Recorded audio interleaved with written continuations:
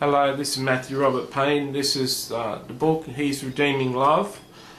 This is chapter 19, and this is called Brandyn Arrives. Sharon, my wife, had a difficulty with a build-up of fluid in her legs, and she went for a checkup one day at the hospital, and the hospital said she couldn't leave the hospital, that they were going to do an emergency caesarean section and take the baby out.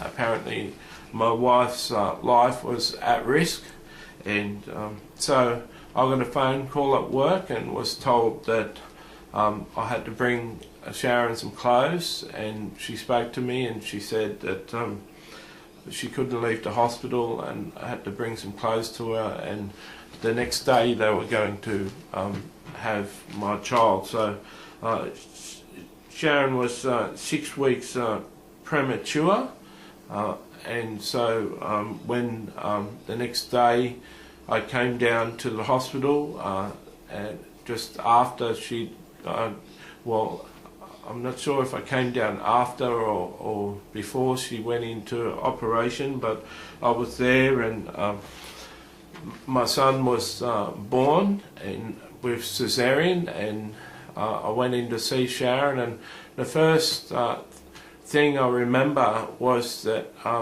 was so shocked at how small my son was. He was only this big, and he was really small, and he looked like a baby, but he didn't look like a normal sized baby. He looked really small, and apparently it took a week for him to come out of the hospital. Sharon got out, but we used to go and visit him, and I think he was only I'm not even sure how heavy he was. For the women that are watching, you'd probably be interested in how heavy he was, but I'm not sure if he was even a couple of pounds. He was really small, and I remember when we brought him home to our apartment, that when you put him in nappies, his nappies came up to his past his chest. The smallest nappies we could get would drown him, and 3/4 of his body would be covered in the nappy. And that's how little he was. I was so proud to have him, even though he used to cry. He seemed to cry a lot. Initially I was happy. I was happy for Sharon. She seemed like a happy mother, but within a year of him being there, and this is a part that be difficult to share, but it's a part of my life that you should hear. And within a year of him being born, the dynamics in the household had changed, and it seemed that Sharon was given our son all the attention, and I didn't seem to be getting much attention, and I became jealous of my son to the point of hitting him. Not hitting him because he was naughty, but he was just being a baby, and I got frustrated with him, and so I became abusive to him. And Sharon one day noticed the bruise on Brandyn, and she rang my sister and asked my sister what she should do, and my sister said for her to take the child away from me and for her to move away from me. I remember that for years I didn't forgive my sister for that advice. I thought and blamed my sister for my wife's and my first breakup. In retrospect, I looked at it that it was a dangerous situation for my son to be in, with a father that's jealous, and a child that was defenseless. And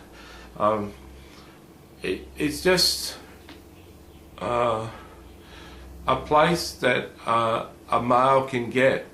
Males are funny sort of creatures. I make no excuses, because it's certainly something that I wasn't proud of. Certainly something Satan likes to try and accuse you of and make you feel guilty. But everything in my life has been forgiven by God, and so I don't hold myself too much to blame for it. Not taking away that it wasn't a bad thing for me to do, and it was the correct decision of Sharon to take my child away from me and move away from me herself. I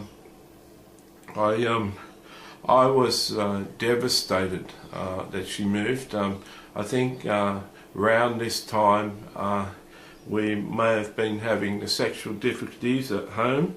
I think that may have added or exacerbated the problem that I was having with my child. My parents, when we separated, my parents came up to visit, and they went to see Sharon and saw me, and I was quite sad, and they brought some Christians around that they found a local church, a Brethren church that they associated with, and brought a couple of Christians around from that church to see me and talk to me, and they seemed to accept me even though I'd done what I'd done. The Christians and my mother and father advised Sharon that I could get through this, and it would be a good thing to move back in with me. And I think that me and Sharon around this time went on a couple of dates while she was separated from me, and I always remember one visit we had, like a picnic in a park, and I remember to this day, even though it was over 20 years ago, her kissing me that day, and I remember that kiss. I remember that she showed me that she loved me. She had every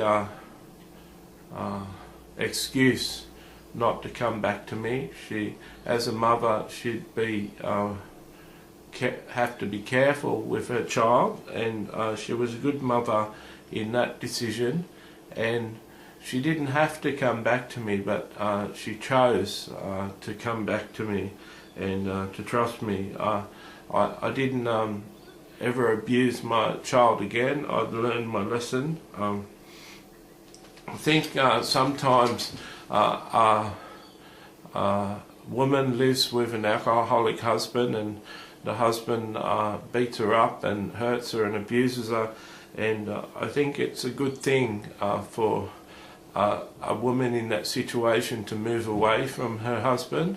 I think I learned a precious lesson when Sharon moved out, that my behaviour wasn't acceptable, and it's a real wake-up call when someone moves out and you get something taken from you that you're enjoying. And so it's a shameful part of my life, probably one of the most shameful parts of my life, and I just know that the victory that's found in Jesus Christ, and the ability to be able to confess that this situation happened in my life, but to be able to have the freedom to share it in my biography and share it with you, that I really was a mess. Marriage isn't always the answer to a broken individual. The answer to a broken individual is to get prayer and to get counselling and to mend the wounds that are in the person. Sadly, me and Sharon lived a codependent marriage. We lived a marriage where we're two broken people that came together, and we just seemed to inflame the problems that we both had. And